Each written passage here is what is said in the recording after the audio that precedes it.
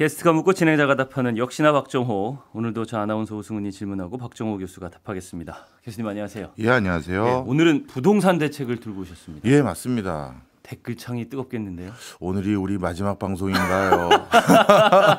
그렇게까지 예상을 하십니까? 아니, 워낙 요즘 부동산은 그러니까요. 유쾌한 대화 주제가 아니잖아요. 네, 그리고 또 워낙 논쟁거리도 그렇죠. 많고 네. 뜨겁습니다. 그래서 네.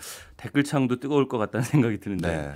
일단 이것부터 여쭤볼까요? 예. 628 부동산 대책이라고 우리가 그냥 짧게 줄여서 부를게요. 네. 628 부동산 대책에 대해서 교수님은 총평을 하신다면 어떻게 비판하시겠어요? 첫 번째 그거 보자마자 들었던 감탄사. 네.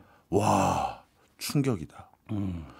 한 번도 본 적도 없고 그렇죠. 한 번도 누구에게 들은 적도 없고 그리고 실제로는 이런 식으로 하면 안 됩니다라고 지적까지 주무부처 윗분들에게 받았을 법한 그런 정책을 파격적이고 공격적으로 대안으로 제시한 겁니다. 가장 충격적이었던 부분은 뭐라고 생각하세요? 저는 네. 이거 오타 아니야라고 봤던 게 있어요. 다음 날부터 시행한다. 이거 저는 이 다음 달이 오타인가 했는데 유예 기간 같은 게 없이 없어요. 바로. 네.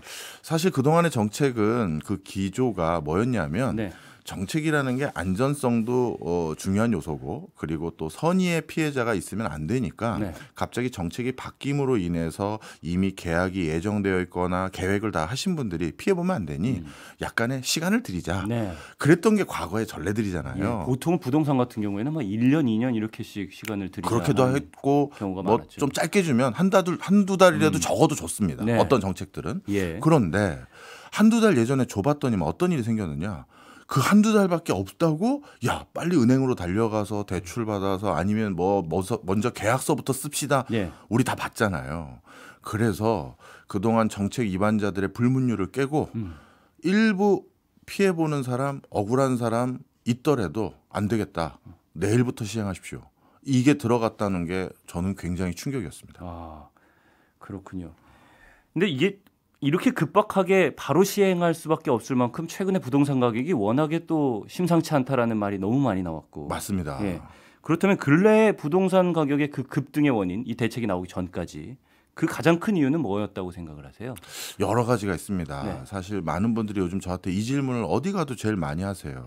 아니 어떻게 교수님 진보 정권이 들어서면 부동산이 매번 오르는데 예. 이거 왜 그런 겁니까? 이렇게 질문을 하십니다. 그러니까요. 예. 그런데 어떤 패턴이 두세 번 반복됐다고 해서 그걸 마치 공식화하는 것은 굉장히 위험한 일입니다. 네. 여태까지 통계적으로 물론 맞죠. 진보 정권이 들어섰을 때 부동산이 올랐다는 걸 부정할 수는 없습니다만 그런데 그게 누구누구 탓이다.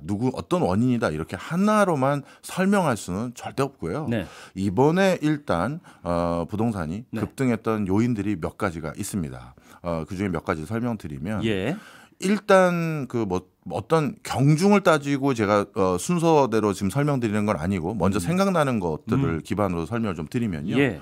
첫 번째로는 코로나 효과가 분명히 있습니다. 이 설명을 좀 드릴게요. 네. 코로나 끝나고 나서 최근 들어서 어떤 흐름이 있었냐면 예. 코로나 끝나면 다시 오프라인에 손님들 많이 오겠지 생각하면서 장사했던 분들, 가게 했던 분들 많이 계셨거든요. 네. 근데 1년, 2년 지나고 났더니 예전만큼 손님이 안 오는 거예요. 이제 진짜 오프라인이 아니라 온라인이 대세가 돼버렸어요. 저만 하더라도 이제 습관적으로 대형마트 가거나 어디 가서 사는 게 아니라 그냥 앱부터 키는 경우가 더 많아졌던 게 솔직히 예. 사실입니다. 배달시키고 음식들도 그렇잖아요. 그렇죠. 예. 그러다 보니까 예전만큼 장사가 안 되는 거예요.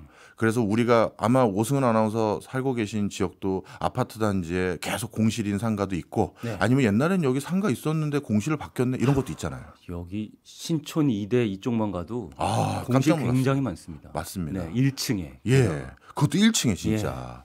그만큼 상가가 요즘 아주 분위기가 안 좋아요. 네. 그러면 여기서 우리 유추할 수 있는 게 있죠. 부동산에 투자를 하고 싶었던 사람들 중에서는 상가에 투자를 해볼까? 아니면 꼬마 빌딩을 좀 사서 임대 소득을 좀 얻어볼까 했던 분들이 예. 대거 어디 쪽으로 눈을 돌릴 수밖에 없게 됐다? 주택 시장. 그렇죠. 정확히 말하면 아파트죠. 네. 그래서 아파트에 대한 선호도가 하나 더 늘어버린 거예요. 예. 굉장히 구조적으로.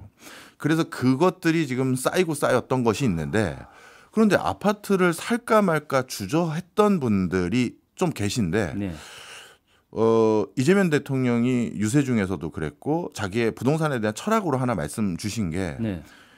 억지로 시장을 억압하거나 세금으로 누르려고 하는 것들이 그동안 부작용만 많았고 나는 그 정책을 우선순위로 사용할 생각은 없다. 그래서 시장을 억누르거나 인위적으로 억제하는 정책은 내가 먼저 쓸 생각이 없다. 예. 이 얘기를 분명 하셨어요. 그렇다면 부동산을 취득하려는 사람들 입장에서는 중과세에 대한 부담이라든가 이런 것들에 대해서 어느 정도 일정 부분 해결이 된 거잖아요. 예. 정책을 집행하시겠다는 최고 의사결정 권자가 나름대로 자신의 철학과 비전을 얘기한 거니까요. 예. 세금으로 집값 잡지 않겠다. 그렇죠. 네. 그러면 이거 내가 사도 되겠는데? 뭐 이런 생각을 가질 수 있게 되겠죠. 예. 그런 것들이 당선 이후 시장에 투영됐던 흐름이 일부 있었어요. 그다음에 토제를 대통령 선거 있기 전에 일부 구간을 허용했던 적 있습니까? 잠깐 했었던 네. 그 시기를 말하는 건가요? 딱 5일인가 예. 했었어요. 예. 근데 그 5일 동안 정말 잠실부터 반포까지 집값이 예. 폭등을 했습니다. 그래서 오세훈 시장이 뭐 뜨끔해가지고 토어제 다시 또 막았죠. 만들었다 이렇게 하는 얘기가 많았죠 그때. 네. 그런데 그 토제를 잠시 풀어줬을 때 네. 시장에 어떤 확신을 줬냐면 이런 거였어 이거였죠. 규제 풀어줬더니 예. 바로 몇 억씩이 5일 만에 올라가는 거야. 최상급지라고 불리우는 반포는 10억 가까운 금액 이상으로 폭등하는 거야. 시장이 원래 이런 거였어라는 인식을 어떤 분들에겐 심어준 거예요. 그러니까 이렇게 풀리니까 금방 오른다. 네. 그러니까 사두면 오르긴 할 거다. 뭐 이런 식의. 그렇습니다. 예.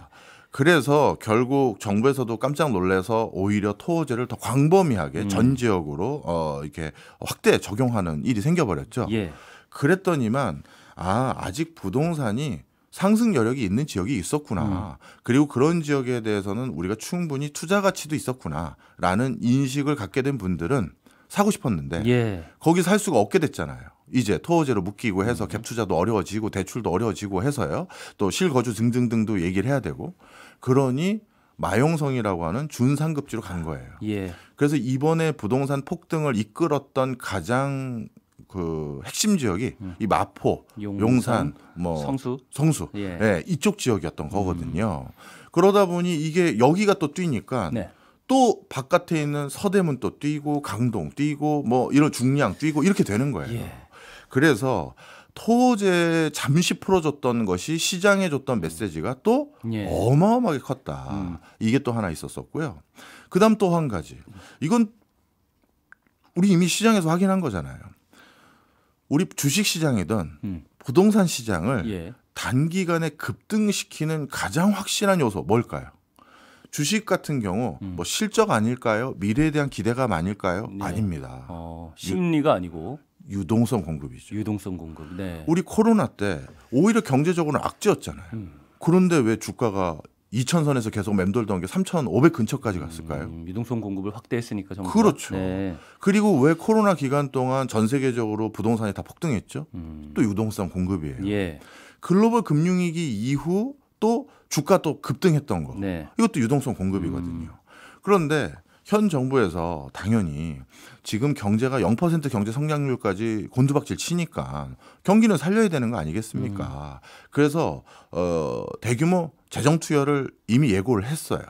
그럼 이 재정 투여 예고한 걸로 이미 주가도 3,000선을 넘어섰고 그 주가 3,000선 넘어선 게 이 유동성만 가지고 설명되는 건 물론 아닙니다. 예. 증시의 주주 친화적인 정책이 가장 큰 요소이긴 합니다만 유동성도 그 효과성에서 배제할 수는 없거든요. 네. 그리고 이런 것들이 제공되는 것이 부동산에서도 예외는 아니거든요. 바로 그래서 시장에서 항상 유동성을 공급하면 돈의 가치는 약간 희석되는 것이고 실물이나 다른 자산 가치가 오르는 건 뭐 당연한 거잖아요. 네. 그런 것들도 일부 기대감도 있는 것도 사실입니다. 네, 제가 세 가지를 정리하기 전에 마지막 유동성 공급에서 여쭤보고 싶은 건 돈이 풀린 것이 지금까지 좀 쌓여 있는 것도 있었을 거고 맞아요. 앞으로 풀릴 거다라는 기대감도 있을 건데 이 두 가지 중에서는 뭐가 이 부동산 주택 시장에 돈이 쏠리게 하는데 영향을 더 줬을 거라고 생각하세요? 저는 둘 다라고 생각해요. 둘 다요. 이거는 예. 뭐 정확하게 어느 쪽이 더 크다 적다 이렇게 얘기하기도 어렵고요. 이미 쌓인 것과 앞으로도 또 풀릴 것이다라는 그렇죠. 기대. 이미 쌓인 거에 대해서 굉장히 중요한 지금 지적을 해주셨어요. 예. 제가 놓칠 뻔했는데 우리 글로벌 금융위기 때 그 미국에서 네. 헬리콥터 머니라고 해서 돈을 엄청 풀었지 않습니까? 그리고 나서 미국에서도 한동안 부동산 시장이 계속해서 증가 추세를 상승 추세를 유지해 왔습니다. 예. 그런데 이제 정부에서는 급한 불 껐으니 그 유동성을 다시 회수해 줘야 어떻게 보면 맞는 거잖아요. 그런데 그 유동성을 다 회수하기 전에 다시 또 위기가 터지는 경우가 요 근래는 국제적으로 많아요. 국가별로도 많았고. 예를 들면 하나 좀 말씀해 주시죠. 미국 벌써 코로나죠. 어. 유동성 글로벌 금융위기 때 뿌렸던 거 다 회수하기도 전에 어떻게 보면 정책적으로 정치적으로 또 선거 있으니까 제가 지원해 드리겠습니다. 제가 또 투자해 드리겠습니다. 제가 여기 진흥하겠습니다. 이런 것들에 또 돈을 써야 되는 것들이 많고 또 많은 OECD 국가들은 고령화되면서 점점 국가가 국민들에게 약속했던 복지 지출을 더 해야 되는 것도 있잖아요. 예. 그러다 보니까 유동성 뿌려진 것들을 좀처럼 줄일 수가 없는 구조에서 또 한 번 위기가 터지니 거기다 또 통화량을 더 증가시킬 수밖에 없는 요소가 더 생기는 거예요. 네. 이런 것들이 실질적으로 자산 가격 상승을 유도했던 면도 분명히 있어요. 자, 그래서 이런 요소들에 대한 이미 학습 효과들 예. 이런 것들이 있어서 요즘 증가 추세의 부동산이었는데 아, 이거를 알겠습니다. 단번에 제압하려면 정말 파괴적인 수준의 진화책이 예. 필요했는데 어. 이번 628 예. 부동산 대책은 그런 면에서 굉장히 유효했습니다. 아, 유효했다고 평가를 해주셨는데 그렇죠. 일단은 10분 정도를 말씀해 주셨으니까 제가 잠깐 정리하고 넘어갈게요. 주택 가격이 628 대책 이전에 굉장히 급등했던 이유는 코로나 효과 때문에 네. 상가들에 대한 투자는 별로 매력적이지 않게 됐고 그러니까 그 투자처를 찾고 있던 사람들이 부동산 시장 중에 주택 시장으로 몰렸다라는 물론 이 순서는 뭐 우선순위는 없다고 하겠습니다. 네. 두 번째로 토호제가 풀었던 시기에 잠깐 풀었는데 그게 부동산 가격이 급등하는 그 경험을 했기 때문에 부동산 가격은 상승할 거다, 주택 가격은 상승할 거다라는 기대가 반영이 됐다. 네. 세 번째로 돈이 풀린 것이 쌓여 있는 것도 있고 앞으로 또 풀 거라는 정부의 발표들이 있기 때문에 유동성 공급에 대해서 기대감을 가졌다. 네. 이 세 가지가 다 어우러져서 주택 가격이 급등하고 있는 상황이었다. 네. 이렇게 정리를 해 주셨습니다. 네. 그러면 정부의 이번 조치는 효과적일 것이다라고 말씀해 주신 것 같아요. 부동산 시장에 긍정적인 변화를 가져올까요? 여기서 말하는 이제 긍정적인 변화가 뭔지가 중요할 것 같습니다. 예. 일단 급등했던 부동산 시장을 잠시 한숨 돌리고 가시죠 하는 것에는 직방일 겁니다. 한숨은 돌릴 수 있다 일단. 예. 네. 그래서 폭등 추세로 지금 계속 가고 있었거든요. 네. 마포는요, 만약에 이 추세대로 가만히 연말까지 지켜보면요, 주간 부동산 동향 통계별을 보면 가격 2배 올랐을 거예요. 1년 만에 거의. 이거 말도 안 되는 거잖아요. 예. 그러면 이런 추세로 계속됐다가는 정말 큰일 날 것 같았었는데 이거 진화하는 데는 직방이었고 직효였다. 하지만 그러면 이제 앞으로 서울과 수도권을 비롯해서 우리나라 부동산 시장은 추세적으로 네. 그리고 중장기적으로 안정화에 접어든 겁니까? 라고 했을 땐 아마 이 정책을 하루 만에 뭐 시행해라라고 내놨다. 그리고 이전에 어떤 이런 구체적인 논의 없이 내놨다는 걸 아마 많은 분들은 아셨을 것처럼 예. 이게 근본적인 치유책은 아니에요. 급한 불을 끄고 일단 근본적인 대책들을 내놓을 때까지 시간을 벌기 위한 목적이거든요. 예. 따라서 이건 근본적인 치유책은 아니다라는 것은 우리가 분명히 이해해야 되고요. 예. 그리고 지금 이 상황에서 6억까지만 대출을 해드릴 겁니다라고 했잖아요. 그러면 일부 한 9억에서 10억 내외까지 되는 네. 그런 지역의 부동산은 약간의 풍선 효과가 또 생길 겁니다. 상대적으로 더 그러니까 사기가 쉬우니까. 그렇죠. 그쪽으로 몰릴 가능성이 있다는 예. 말씀이시겠죠. 어떤 정책도 완벽하진 않아요. 네. 근데 어느 또 시기든 실수요자들이 있습니다. 이렇게 그 대출 딱 옥죄니까 투자성으로 부동산 사겠다는 사람은 막을 수 있을지 모르겠지만 예. 이제 시집장가 가서 나 집장만 해야 되는데 아니면 이제 우리도 내 집장만 하고 싶었었는데 맞아요. 뭐 이런 분들이 있을 거 아니겠습니까? 있겠죠, 당연히. 아니면 아이 생겨서 좀 큰 집으로 이제는 집 사가지고 이사 가자 이런 사람들이 계셨는데 네.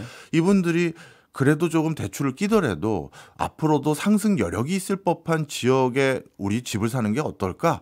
부모님들하고 또는 그 부부들끼리 논의할 수 있잖아요. 네. 그래서 그런 데 살려고 했었다가 야 대출 안 나온대. 그러면 우리 돈에다가 대출 나올 수 있는 6억 합쳐서 갈 수 있는 대로 눈을 돌리게 되는 거예요.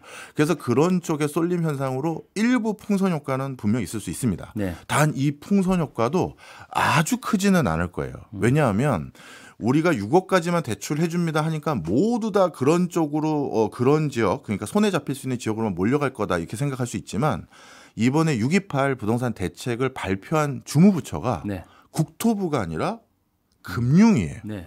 이거는 그 부동산 공급이라든가 수요라든가 어떻게 보면 이런 것으로 해서 국토부를 바탕으로 대책을 제시한 게 아니라 예. 금융적인 기법으로 대출을 옥죄는 방식이거든요. 네, 네. 자, 이게 굉장히 중요한 건데 이게 왜 중요한 거냐? 금융위에서 이걸 했다라는 건 네. 그 후속 조치로 뭘로 나갈 수가 있다? 바로 은행의 대출 총량 규제도 금융위는 같이 권한을 가지고 있거든요. 네.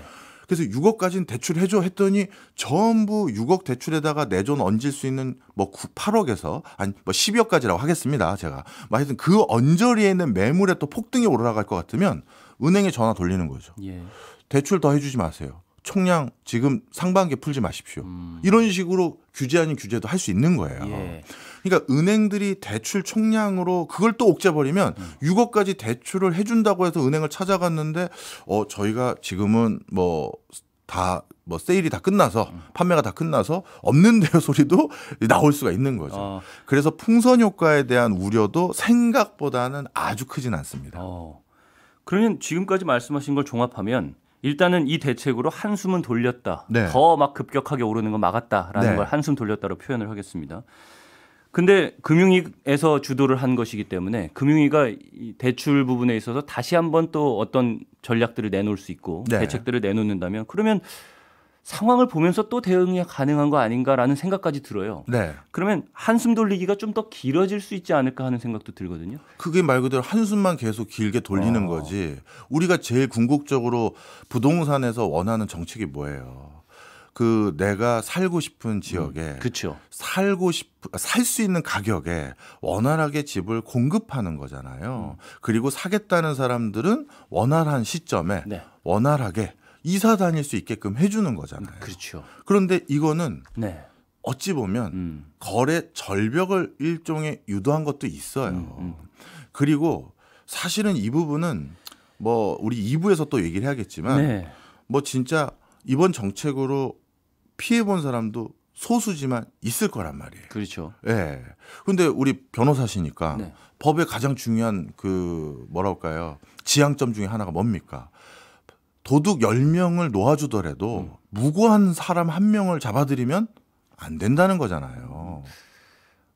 조금 다른 부분은 있을 것 같아요. 네. 이 부분은 좀 얘기가 길어질 수 있는데 네. 어쨌든 형벌을 가하는 것은 직접적인 불이익을 가하는 거거든요. 예. 근데 이 재산 부분에 있어서 그 불이익을 그 형벌과 동일한 선상에서 놓을 수 있는가? 네. 예, 투자로 생각했다가 그만큼의 수익을 못 거두드리는 이 부분을 형벌과 같은 손해랑 직접적으로 우리가 얘기는 할 수는 없으니까 요거는 동일 선상에는 없지만 아닙니다. 어쨌든 어떤 부분을 말씀하시는 건지는 이해는 됐어요. 이거는 좀 바로 잡아야 될 것 네. 같아요. 우리가 부동산을 취득하는 사람들이 전부 투자로 취득한다고 생각하시면 안 돼요. 그렇긴 그렇죠. 그렇죠. 네네. 그럼 예를 들어서 이번 조치로 피해 볼 수 있는 대표적인 사례들 아까 중에 말씀하신 신혼부부라든지 집을 이제 첫 장만하는 사람들 이런 그런 사람들. 것도 있고 네. 예를 들어서 이럴 수도 있어요. 예. 부모님이 돌아가셔서 본의 아니게 집 하나를 상속받았습니다. 네. 그건 내가 직장이나 가정생활을 꾸리는데 도저히 거주할 수 없는 집이에요. 그런데 나는 이미 그럼 1주택자가 됐잖아요. 네. 그런데 나는 이제 이사를 가야 되는데 직주 근접성으로 어딜 가야 되는데 집이 있으니까 이제 모든 대출을 못 받는다? 그럼 이 사람은요? 그렇잖아요. 그렇죠. 그리고 피해자가 되겠죠. 그렇죠. 네. 원거리 주말 부부를 하고 있는 사람들이에요. 네. 근데 이런 사람들 중에서도 또 어떤 케이스가 있을 수 있겠죠. 네. 사실 그동안의 정책들이 한 달, 2달이든 조금이라도 유예를 주려고 했던 이유가 네. 이 기간을 드릴 테니 제발 선의의 피해자는 없었으면 좋겠습니다. 였던 거예요. 근데 그런 소수의 피해자들을 막기 위해서 대책을 유예한다거나 이런 식으로 다른 대책들이 나오면 결국에는 성행하는 거는 투자 예, 그리고 부동산 투기가 성행하다 보니까 더 많은 피해자가 양산되는 그런 현상이 지금까지 발생한 거 아닌가 하는 생각도 있는 거거든요. 맞습니다. 네. 그래서 그런 면도 있다라고 이번엔 판단해서 음. 소수의 피해자들은 피해를 보더라도 그래서 다음날 즉시 시행해라 예. 했다는 거예요. 그렇죠. 예. 예. 그래서 이번에는 소수의 피해자들에겐 죄송합니다를 했던 정책이다라는 얘기인 거죠. 그럼 앞으로 혹시 후속 대책이 더 필요하다고 보세요? 그럼요. 사실 이제 그동안에 우리가 여러 가지 정책들을 여러 정권에서 해보지 않았습니까? 예. 그래서 거기에 대한 학습 효과도 있고 그리고 지금 국가 리더십은 부동산에 대한 이해도가 굉장히 높으신 분이 또 국가 리더십이 되셨거든요. 네. 그러니까 이제 뭔가 후속 대책을 근본적인 치유책 그리고 중기적인 치유책 네. 이런 것들도 이제 하나씩 나와야 되는 상황인데요. 그걸 내기 전에 아직 네. 주무부처 장관도 안 정해진 상황에서 폭등을 했기 때문에 예. 한숨 돌리기 위한 정책이 필요했던 거고요. 이제 그럼 앞으로 해야 될 게 뭐냐? 네. 그랬을 때 당연히 수요와 관련된 억제 또는 조절 정책도 필요하겠지만 네. 이번에는 공급 측에서도 충분한 대안을 제시하겠다라고 얘기해 주신 것들이 많단 말이에요. 예.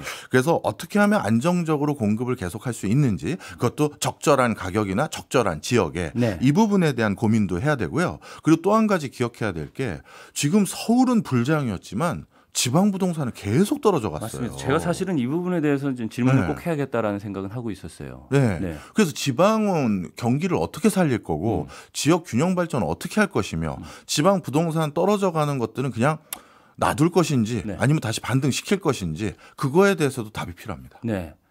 공급을 첫 번째로 말씀을 해주셔서 네. 여쭤보겠는데 이게 공급의 개념이 달라져야 하지 않나라는 지적들이 굉장히 많습니다. 네. 그러니까 예전에 박정호 교수님도 이 시간에 저에게 그런 말씀을 해주셨거든요. 그러니까 그냥 똑같은 집들을 그냥 마구 공급하는 게 답이 아니고, 그렇죠. 예, 원하는 집, 원하는 형식의 지역, 네. 원하는 지역에 네. 원하는 집을 사람들이 원하는 것을 공급을 해야 된다. 그러면서 또 말씀해 주셨던 것도 꼭 새로운 집이 아니더라도 이렇게 이전에 지었던 집들 네. 잘 리모델링하거나 뭐 이런 방식의 맞습니다. 공급들 네. 이런 방식도 고민을 해봐야 된다라는 말씀까지 예. 해주셨어요. 저는 그때 굉장히 공감을 많이 했는데 네. 혹시나 앞으로의 공급 대책이 네. 또 그냥 아파트 단지를 막 지어가지고 이렇게 다량으로 양만 공급하는 그런 방식이 되지 않을까 또 걱정이 되는 부분도 있거든요. 왜냐하면 예. 장기적으로 봤을 때 우리가 지방 분권화 이런 것들을 시도하게 된다면 그렇게 많이 그냥 수도권에서 양만 늘려놓는다고 했을 때 네. 장기적으로 보면 그게 그럼 나중엔 또 남는 부분이 아닐까 하는 생각도 들기도 하고 네. 예. 여러 가지 대책이 필요할 것 같아서요. 중요한 지적해 주셨습니다. 이게 공급에 대해서 저는 공급을 많이 해야 된다, 더 해야 된다라는 거에 저는 일부는 동의합니다. 네. 그런데 문제가 공급을 그냥 공급을 원활하게 하기 위해서 원활하게 공급을 할 수 있는 지역이다. 사실 그러면 아직까지 사람들이 선호하지 않는 지역 그리고 집값이 땅값이 낮은 지역일 가능성이 많아요. 그리고 딱 뭐 이미 인프라 같은 게 잘 갖춰지지 않은 않은 허허벌판 같은 지역. 그렇죠. 이런 부분. 네. 그래서 어떤 서울의 외곽 지역, 수도권의 외곽 지역은요 이미 야 여기는 약간 조금 느낌상 실패한 지역인 것 같은데라는 지역들이 꽤 있어요. 네. 그리고 우리 여기 지금 상암동의 약간 외곽 지역에 있는 또 상업지구로 조성했던 지식산업센터들 잔뜩 있는 지역도 네. 지금 아직도 미분양, 공실 뭐 이런 데가 꽤 많이 있습니다. 네. 자, 그런데 저도 이 일을 오랫동안 해왔던 사람이잖아요. 네. 제가 정확하게 어느 미국 상원 의원인지 제가 찾아보려고 했는데 그걸 못 찾아서 오늘 정확하게 어느 의원님인지 이름을 밝히지 못했는데요. 네. 그분이 연설 중에 이런 걸 하신 표현이 있어요. 국가나 지자체에서 공급을 하다가 그 공급지가 실패하면 네. 이거는 경제적, 금융적 살인 행위를 한 것이다. 이런 표현을 한 게 있어요. 그만큼 큰 타격을 입는다라는 거겠죠. 정답입니다. 네. 거기에 먼저 입주를 하기 위해서 아니면 내가 거기에 뭔가 집을 사거나 상가를 샀거나 네. 투자를 한 사람도 있을 수 있어요. 네. 근데 그 연쇄적으로. 사람들에게 그 돈은 전부 평생을 모은 돈일 수도 있고 내 퇴직금 전부를 거기에 털어 넣어서 거기서 임대소득으로 살려고 했던 사람도 있어요. 그렇죠. 그런데 만약에 그게 판매는 다 됐는데 입주가 안 들어온다? 그럼 그 사람들은 정말 우리나라에서도 결국 극단적인 선택하신 분들도 요즘 너무 많아요. 그래서 실패했으니까 야 저기는 안 됐다. 그럼 다른 데다 새로 지어보자. 절대 해서는 안 되는 겁니다. 이게 지금 학자로서 이런 표현이 적합하지는 않은데요. 국가에서 공급을 어딘가 했잖아요. 네. 성공할 때까지 지원해야 돼요. 안 그러면 아까 말씀드렸던 경제적 살인, 금융적 살인을 방조하는 일이 되는 거예요. 네. 무슨 말씀인지 알겠습니다. 거기에 수억 원씩 돈 들여서 집 산 사람들 어떡할 거예요? 예. 자, 그래서 정부를 믿고 거기에 투자한 사람들이 그럼요. 텐데. 네. 나름 지자체장이나 뭔가 다 계산도 있고 그럼요. 주판도 있었겠지 한 예. 거잖아요. 네. 그래서 공급을 그동안의 과거처럼 무조건 지금 거 짓고 보자. 뭐 꼭 그렇게 같겠지 하지만 마구잡이로 한 건 아니지만 네. 그렇게 하는 것보다는 이제 신중함이 더 기해져야 되고요. 그리고 지금 중요한 얘기 해주셨는데 이게 좀 이번 정부에서도 고민이 되어야 되는 게 네. 수도권을 더 쾌적한 주거 공간에 수도권을 더 많이 조성해 주자. 네. 이 얘기는 국민들이 어디선가 터잡고 살 때 지역이 아니라 그렇죠. 지방이 아니라 네. 야 수도권에 좋은 도시들 많던데 우리 가게 여기 접고 수도권에 가서 하자. 이런 선택을 조금씩 유도할 수도 있잖아요. 그런 선택이 그렇죠. 유도가 되기도 하고 그렇죠. 그런 선택이 실제로 만들어진다면 네. 사람들은 지방으로 왜 가야 돼라는 생각을 더 공고히 하게 되겠죠. 맞아요. 네. 그래서 수도권에 집 짓는 게 지방을 더 공동화하고 지방 소멸을 가속화시키는 겁니다라는 지적이 있습니다. 네. 자, 그런데 네. 우리나라 굴지의 대기업들 중에 이제 공공기관 내려보낼 거 상당히 많이 내려보냈고요. 또 공공기관만 내려보내서 효과성이 그렇게 크지 않다라는 것도 어느 정도는 이제 증빙이 된 부분도 있어요. 예. 그래서 우리나라 굴지의 큰 기업들이 내려가 줘야 되는데 이것도 딜레마예요. 예를 들어서 큰 기업의 공장이나 네. 상당한 의미 있는 규모의 지사가 지방으로 내려간다 하면 네. 이제 대기업 뭐 총수니 뭐 회장님이니 그분들이 야 니들은 이쪽 부서든 내려가 한다라고 내려가는 세상이 아니에요. 예. 이제는 노조 근로자의 목소리가 굉장히 큽니다. 그러면 공장을 어디로 정할지 그다음에 부지를 어디로 정할지 근로자의 목소리를 듣는 절차가 다 있거든요. 예. 그래서 우리나라 굴지의 반도체 기업 하나가 대구에다가 공장을 할지 경기도 어디에 할지 그거를 근로자들에게 설문조사를 했더니 결론이 어디다? 당연히 경기도예요. 수도권이죠. 예. 그리고 솔직히 말씀드리면 이게 불편한 진실이지만 네. 오승은 아나운서나 네. 저에게 예. 손에 잡히는 경제만 지역 분권에 기여하기 위해서 뭐 지방에 있는 MBC에서 방송을 해주셨으면 좋겠다 하면 네. 우리는 고민을 안 할 수는 없게 될 거예요. 고민을 하겠죠. 네, 그렇죠. 근데 유튜브가 있기 때문에 자신감 있게 내려갈 수도 있지 않을까. 그런 사람들이 많아지면 좋겠죠. 그러죠. 그런데 당사자가 되면 예. 아니 지역 분권을 위해서 힘 안 쓰고 다들 뭐 하는 겁니까 했다가 네. 내가 내려가야 될 대상자가 되면 또 결정이 달라지는 거잖아요. 그래서 이 부분에 대해서도 정부와 이번에 새 정부라고 하겠습니다. 네. 고민이 많을 겁니다. 예. 아까 제가 유튜브라고 한 거는 정말 농담이니까 진지하게 듣지 말아주시고 네. 저는 MBC에 근무하고 있는데 네. 플랫폼이 뭐 있어야죠. 네. 네. 그러면 공급 대책에 대해서는 구체적으로 좀 어떤 방향을 구상해 두신 게 혹시 있을까요? 좀 제언을 주신다면 뭐가 있을까요? 아 이게 이제 고민이 많습니다. 지금 이미 공급을 상당한 의미 있는 수준으로 했던 우리 그 동탄을 그래서 더 활성화시키기 위해서 우리 지하철 비슷한 것도 깔아드렸잖아요. 네. 그런데 수요가 네. 원래 기대치의 반도 안 돼요. 안 탑니다. 예. 그러면 이제 그것도 전부 또 국고나 그렇죠. 지자체 예산으로 계속 부채죠. 결국 우리가 세금을 충당해야 되는 네. 거거든요. 그러면 결국 또 약간 요거 하나만 가지고 우리가 이렇게 설명할 수는 없지만 네. 사람들이 희망하는 곳은 원거리가 아닌 거예요. 그렇죠. 수도권에서 또는 더 정확히 말하면 서울에 바짝 붙어 있는 지역을 희망할 겁니다. 더 정확히 말하면 서울 안에 싼 아파트를 희망하는 사람이 태반일 거예요. 네. 그러면 결국 서울을 더 북적북적하게 만들 거냐? 이게 옳은 건 또 아니잖아요. 예. 야, 이게 아마 현 정부가 머리가 터질 겁니다.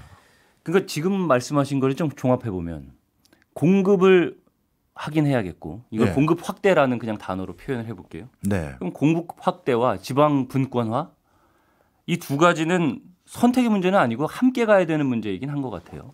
네. 예. 근데 이게 우리가 두 개의 수레바퀴를 돌리면 두 바퀴로 가는 수레바퀴라고 하면 바퀴 하나가 빠졌을 때는 수레바퀴 자체가 안 가는 거니까. 그렇죠. 이 두 개에서 줄다리기, 줄타기를 잘 하면서 이 두 개를 잘 조합해 나가는 게 우리 앞으로의 부동산을 바라보는 과제가 되지 않을까 싶은데. 네. 예. 여기서 이제 또 고민을 하나 말씀드리면요. 예. 그럼 당연히 지방 분권, 저도 제일 공공기관에서 오래 일했을 때 참여했던 게 지역 균형 발전이에요. 예. 한 7년 관련해서 그 프로젝트에 참여했었습니다. 누구보다 저도 애정이 많은데 네. 그러면 지역 균형 발전을 할 때 가장 뭐 저 같은 일반인들이 아주 현자가 나와서 대안을 제시하면 저도 넙죽 큰절 올리면서 한 수 배웠습니다 할 테지만 예. 저 같은 일반인들은 이런 생각을 합니다. 어떤 생각을 하느냐. 결국 지역 균형 발전을 하는데 가장 성공적인 모델은 네. 서울보다 더 좋은 거점 도시를 지방에 지어줘야 그래야 야 서울 말고 나 이제 저기 가서 살고 싶어. 네. 소리가 나와야 네. 대기업 근로자들도 우리 그냥 본사 절로 이전해요. 저기가 애들 키우기도 더 좋고 세상에 저기 가면 퇴근하고 직장 종류들끼리 그 바닷가로 가서 요트도 할 수 있을 것 같고 예. 뭐 이런 정도의 상상력까지 발현할 수 있게끔 해줘야 이사 가는 거거든요. 그렇죠. 그런데 그럼 서울보다 더 좋은 집을 지방에 지어준다라는 건 어떻게 해야 되냐 하면요. 네. 오승훈 아나운서는 우리 서울이 조금 불평불만이 많이 하시는 도시지만 저요? 여기 좀 너무 복잡한 복잡하다. 느낌이 그죠? 들어요. 알죠. 네. 저도 마찬가지 네. 생각해요. 그런데 음. 서울이라는 도시가 가진 경쟁력이요. 이게 정말 세계적인 수준입니다. 인정하기 않으시겠지만. 그럼요. 경쟁력으로 따지면. 예. 네. 옥스퍼드 이코노믹에서 2025년도 글로벌 도시 지수를 발표했는데 우리 서울이 전 세계 15위 했어요. 예. 이게 아시아에서는 도쿄가 9위에서 도쿄 다음입니다. 그 다음에 글로벌 파워 시티 인덱스라는 곳이 있는데 이것도 굉장히 명망 있는 지표인데요. 예. 여기에서 서울은 세계 6위 도시입니다. 네. 네, 런던이 1위, 뉴욕이 2위, 도쿄 3위, 파리 4위, 싱가포르가 5위예요. 네. 자, 진짜 서울은 뭐 부정하시는 분들도 계시겠지만 정말 세계적인 도시입니다. 네. 그럼 이 도시 말고 다른 데서 사시라고요라고 하려면 이 이상의 역치상의 투여가 들어가야 돼요. 쉽지 않다. 네. 쉽지 않은 게 아니라 할 수 있어요. 좀만 들어봐 주세요. 네. 그런데 지금까지 지역 균형 발전을 시도했던 사람들의 눈빛이 어떠냐면 네. 저 이거 많이 했거든요. 어디 부지 조성하잖아요. 그러면 이상한 패널 어디 삼각대로 세워놓고 짝대기로 예를 들어서 지금부터는 이번 용역을 주관해 주신 박정호 박사님께서 설명해 주시겠습니다. 한번 저한테 짝대기를 넘겨줘요. 그럼 제가 딱 짚으면서 새마을운동 때 아닙니까 이거? 약간 말투가 그래요. 진짜 현장에서는 PPT를 못 씁니다. 단어도 짝대기 이게 그 뭐라고 하나요? 지휘봉이라고 하겠습니다. 새마을운동 때인 것 같은데. 예. 네. 하여튼 저한테 짝대기로 연식이 설명하시면 나오는 돼요 거죠. 하면서 주시거든요. 그러면 제가 딱 짝대기를 네. 받아들고 제가 제일 먼저 하는 게 여기 계신 분들이 서 있는 곳이 바로 하면서 여기 지도에서 딱 짚어주면서 이렇게 얘기를 합니다. 너무 좋긴 한데. 네. 네. 하여튼 그런데 예. 그분들에게 다 설명하고 나잖아요. 그 지자체 국회의원도 오시고 또 도지사님도 오실 때도 있고 예. 그 지역의 개발공사 사장님도 오시고 또 더 높은 분도 오실 때도 있어요. 주무부처 장관도. 예. 설명을 다 드리고 나면 그분들이 딱 이 표현을 하진 않았지만 네. 전체적인 그분들의 톤앤 매너가 뭔지 아세요? 여기에 이 정도면 됐네. 뭔지 아시겠죠? 네. 서울에 20층, 50층짜리, 50층, 60층짜리 있는데 여기에 뭐 10층짜리 지어줬으면 많이 투자해 준 거지 뭐. 그게 지방을 망치는 일입니다. 네. 서울에 있는 사람들을 지방에 내려보내려면 서울에 50층 있으면 지방에 100층 있어야 되는 거예요. 그러니까 어쨌든 더 살기 좋은 곳을 만들어 줘야 되는데 그렇죠. 그냥 적당히 하는 선에서 미친다. 거기서 끝난다. 그 정책 위반자들의 예. 눈높이도 지방에 이 정도면 됐지 뭐. 그러면 어떻게 되느냐? 예를 들어서 오승은 아나운서나 제가 자식들이 있어요. 네. 그 자식들이 아빠 나 여기 지방에 취업했잖아. 네. 아빠 꼭 여기 한번 놀러 와봐. 할 정도의 시설 인프라를 투자해야 걔도 거기 가서 일하고 싶어지는 그렇죠, 거고 그렇죠. 주변 친구들, 부모님들, 아는 사람들 다 놀러 오게 해보고 싶은 거잖아요. 뽐내고 싶어서. 아, 굉장히 중요한 말씀해 주신 것 같아요. 근데 그걸 안 한 거예요. 그리고 못 한 거예요. 네. 왜 못했느냐? 투자가 그만큼 아니죠. 아닌가요? 네. 그동안 지역 균형 발전을 했던 방법이 네. 14개 시도를 다 하자고 했잖아요. 혁신도시 어떻게 됐습니까? 10개 지정했어요. 네. 네. 세종시는 이미 충남이 가져갔으니 네. 거긴 혁신도시 없어야 된다 네. 해서 몇 개 빼고 네. 제주도까지 혁신도시를 했어요. 예. 초반에 혁신도시 처음 논의했을 때는 3개, 4개 정도만 해서 네. 명품도시 서울 못지않은 도시 해볼까 했다가 예. 무슨 일이 생겼겠습니까? 아, 그럼 우리 지역에서는 이제 표 안 받는 거예요? 아, 알겠어요. 네. 이런 소리 나오는 거잖아요. 예. 그래서 쉽게 말해서 노골적으로 표현하겠습니다. 엠빵 한 거예요. 그러니까 한 곳에 투자만 해도 서울보다 경쟁력가 있는 도시를 만들기가 쉽지 않은데 그렇죠. 그 돈을 다 나눠주다 보니까 네. 한 곳이 이렇게 서울만큼의 경쟁력을 갖는 거는 택도 없다. 그렇죠. 예. 바로 그래서 지금 혁신도시가 입주되어 있는 그 지자체에선 어떤 문제까지 생겼냐 하면 구도심의 공동화가 생겼어요. 예. 그러니까 혁신도시가 생겨서 플러스 알파가 생긴 게 아니라 그것 때문에 더 많은 사람이 유입되고 지자체에 플러스 알파가 생긴 게 아니라 구도심의 상권에서 활동했던 사람, 그 근처에 살던 사람들이 네. 옆에 신도시 생겼는데 저기가 새 아파트고 살기 좋겠는데 이사만 온 거예요. 네. 그러니까 구도심만 죽은 거죠. 그럼 이 상황에서 혁신도시 시즌2라고 해서 그 옆에서 또 뭐 더 짓는다? 그게 플러스 알파가 안 될 가능성이 많은 거죠. 네, 무슨 자, 말씀인지 알겠습니다. 예, 그럼 요지를 정리를 해보겠습니다. 예. 그러면 만약에 처음에 첫 단추를 조금 욕을 먹더라도 예. 서울의 정 반대편 끄트머리 한 3군데 지정해서 예. 이 3군데만 집중 서울 이상의 좋은 도시 육성해보자 했으면 그 중에 한두 개는 성공했을 겁니다. 그럼 저는 지금의 서울의 부동산 문제 이런 거 이렇게까지는 안 됐을 거라고 생각해요. 예. 그런데 10개를 해버렸잖아요. 그러면 이제라도 교수님 말씀처럼 2-3개라도 잘해보죠. 저는 거기에도 이제 동의 못해요. 이제는 네. 제가 아까 말씀드렸잖아요. 이미 공급한 지역을 등지고 다시 계획을 2-3개만 선정한다? 그게 제가 미국의 상원의원 누군가가 말했던 경제적 금융적 살인이란 말이에요. 예. 나 여기다 다 투자해놨는데. 저는 그래서 약간만 분양됐다가 뭐 안 될 것 같으면 예. 오히려 지자체 장들에게 얘기합니다. 어떻게든 활성화되게 해보세요. 예. 안 그러면 큰일 나는 거예요. 네. 지금 말씀을 종합해 보면 정책이라는 것을 쓸 때 네. 정말 미래까지 내다보고 신중하게 해서 완벽한 정책은 없겠지만 네. 최대한 만전을 기해서 이렇게 대책을 내놔야 하는데 지금까지는 그러지 못한 정책들 때문에 말씀하신 포기 못하는 그런 사람들의 피해 같은 것들이 발생할 수밖에 없는 상황이 됐고 네. 이제는 되돌릴 수 없을 만큼의 그런 피해자들이 늘어난 상황이 됐다라는 말씀이시죠. 그렇죠. 그러니까 정책이 그만큼 중요한 예. 예. 뭐 당연히 중요하겠지만 예. 더 부동산에서는 더 꼼꼼하게 미래를 내다보는 장기적인 안목을 가지고 정책을 세워야 되겠다는 생각이 들긴 합니다. 근데 그러면 지방 같은 것들은 어쨌든 우리는 지방 분권화를 하지 않으면 지방으로 내려보내지 않으면 예. 그러면 이게 답이 있는 건가 하는 생각이 아니죠. 들긴 하거든요. 아니죠. 예. 당연히 어느 국가든 네. 생태계라는 게 스페어 타이어라는 표현은 좀 그렇습니다만 예. 여러 개가 있어야 됩니다. 한쪽 생태계, 산업 생태계, 경제 생태계가 어떤 외풍에 의해서 아니면 내부적인 오판에 의해서 좌초될 수 있어요. 예. 그럴 때 다른 것들이 굴러가줘야 되거든요. 네. 그래야 지속적이고 안정감 있는 국가 경제 성장이 일어날 수 있는데 우리나라는 그동안 한동안 그게 잘 됐었습니다. 부울경의 한 축, 광양 쪽의 한 축, 포항 쪽의 한 축, 구미나 내륙 지역에도 한 축이 있었고 다 있었거든요. 근데 슬슬 군산 벌써 좌초됐죠. 지금 여수산단부터 해서 이쪽 지역도 풍전등화예요. 그리고 구미도 지금 옛날 같지 않은 지가 오래됐고요.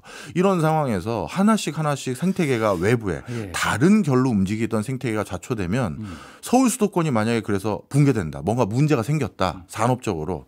그러면 대한민국 경제는 곤두박질 치는 그렇죠. 거예요. 예. 그래서 지역 균형 발전은 안정감 있는 국가 성장을 위해서라도 반드시 필요한 거예요. 알겠습니다. 그래도 어쨌든 서울보다 더 경쟁력 갖는 도시를 만들어야 된다라는 그 기본 개념 자체는 너무 좋은 아이디어 같고요. 거기서 좀 배운 점이 있었습니다. 근데 다시 이제 오늘 주택 얘기를 하고 있으니까 네. 다시 좀 이 부분을 여쭤볼게요. 실거주를 더 중요시하는 이런 대책이 나오긴 했습니다. 그러니까 다주택자에 대해서 뭐 임의주택을 가지고 있는 사람에 대해서 더 주택담보대출을 하지 않는다거나 네. 이런 부분. 근데 저 같은 경우는 그런 분석들에 좀 집중이 되더라고요. 그러니까 눈길이 가던데 다주택자에 대한 제재가 굉장히 강하게 들어가고 네. 실거주를 더 우선시하는 이 방식이 굉장히 사람들의 인식이 퍼지다 보면 그러면 투기 수요는 줄 거고 그러면 주택 가격이 좀 하향 안정화되는 쪽으로 가지 않겠느냐 장기적으로 이 부분은 계속 실행을 해야 된다. 네. 이 부분에 대해서는 어떻게 생각하세요? 이렇게 간다면 또 문제점은 뭐라고 생각하시나요? 예를 들어서 네. 지금 분위기는 서울의 집값이 문제인 거예요. 네. 지방은 떨어져 가고 있으니까요. 그것도 그럼 지방 떨어져 가는 거는 놔둘 것이냐도 이제 고민을 해야 되죠. 네. 네. 근데 하여튼 지금 질문 주신 게 서울의 집값 안정에 대해서 말씀 주신 거니까 저는 이번 어떤 수요 근절 그리고 대출을 끼고 집을 살 수 있는 것만 막았다고 해서 집값이 하향 추세로 확 전환된 거라고 생각하지는 않습니다. 한숨은 돌렸지만 네. 왜냐하면 결국 집을 가지고 있는 사람들이 대응을 해야 되잖아요. 반응을 해야 돼요. 네. 근데 여태까지 우리가 지난 근 20년 이상을 지켜봐 왔잖아요. 이런 판단들을 하시더라고요. 지난 20년 동안 지켜봐 왔더니만 또 살 수 있는 사람 대출 규제에서 잠시 막은 거야. 그런데 이 정권 평생 가는 거 아니야. 그리고 이 규제 또 평생 유지되는 거 아니야. 또 갑자기 집값 하락 좀 됩니다라고 하면 다시 규제 완화해줬던 것들이 중간중간 계속 보였었고 그다음에 선거는 그때그때 또 있어. 그럼 선거 있을 때는 산토끼를 잡아야 되거든요. 집토끼가 아니라. 집 있는 사람들을 달래줘야 되는 거고 반대로 집 있는 사람들을 중심으로 한 정당은 집 없는 사람들을 또 배려해야 되고 왔다 갔다 하는 거예요. 지금까지 역시나 박정호에서 늘 집 있는 얘기했죠. 사람들에 대한 정책을 내놓을 수밖에 없다 이런 말씀도 많이 해주셨고요. 그렇죠. 그걸 지난 20년 동안 지켜봐 왔던 적지 않은 사람들은 기다릴 겁니다. 그러니까 매물로 내놓던 거 회수하고 그냥 걸어만 놓고 그냥 거래 절벽인 거예요. 자, 그래서 오늘 우리가 주구장창 얘기했던 공급도 의미 있어야 된다라는 의미가 왜 그러냐면요. 이런 시각이 있어야 돼요. 그냥 지금 집을 가지고 있는 사람들도 유권자고 그 사람들도 평생 한 푼 두 푼 모아서 아끼고 절약해서 집 산 사람들도 있는 거예요. 투기해서 집 산 사람도 있겠지만 그냥 그렇게 모아서 집 산 사람도 있는데 그 사람들에게 그 모아서 집 산 건데 그걸 반토막을 내놓는 정책은 과연 올바른 걸까요? 그럼 그런 분들에 대한 서는 손해가 없도록 핀셋 정책은 꼭 필요하다라는 의견이실까요? 아니요. 그게 아니라 그래서 그분들의 집은 그냥 그 집을 안정적으로 그냥 물가 상승률 수준으로 대통령도 얘기하신 거예요. 그런 정도로 유지되고 난 저 집은 이미 비싸져서 싫어요 하는 사람에게 옆에다 새로 또 지어드릴게요. 그건 국가가 새로 공급하는 거니까 좀 저렴해집니다. 이러면 그냥 지금 집 산 사람은 먼저 집 산 사람 나는 집 산 걸 좀 나중에 사기로 결정한 사람 만약에 그 부동산을 바라보는 흐름을 이렇게만 만들어줄 수 있다면 부동산에 대해서 우리 유튜브 만들 때 방송할 때 또 욕먹으면서 시작하겠구만 이 소리도 안 듣게 되는 거고 여기 이렇게 많은 감정적인 소모가 들어갈 필요도 없는 거거든요. 그래서 공급도 충분한 규모로 있어야 된다는 거예요. 알겠습니다. 대한민국의 부동산 정책에 대해서 어떤 방향이 좋은지 뭐 혹시 덧붙이실 말이 있으실까요? 네.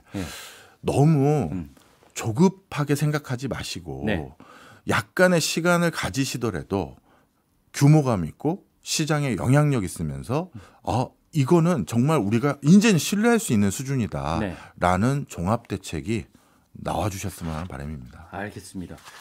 저는 한 번쯤은 더 부동산 정책에 대해서 좀 철학적으로 얘기를 나눠보는 시간이 있었으면 좋겠다고 생각합니다. 그게 이제 역시나 박정호 같은 데서 할 수 있는 이야기가 아닐까 싶어요. 또 한 번을 욕을 먹자니 알겠습니다. 제가 나중에 나누고 싶은 얘기는 이게 집의 개념이 투자처라고 인식되는 부분 그리고 실제 거주하는 사람의 이제 살아야 하는 부분 이 부분에 대한 충돌이 일어날 수밖에 없는 이 현실에 대해서도 조금 깊게 얘기 나누고 싶은 부분이 있어서 나중에 그런 부분도 다시 여쭤볼 수 있으면 좋겠습니다. 오늘 628 부동산 대책에 대해서 얘기 나눠봤습니다. 잘 들었습니다. 네, 고맙습니다.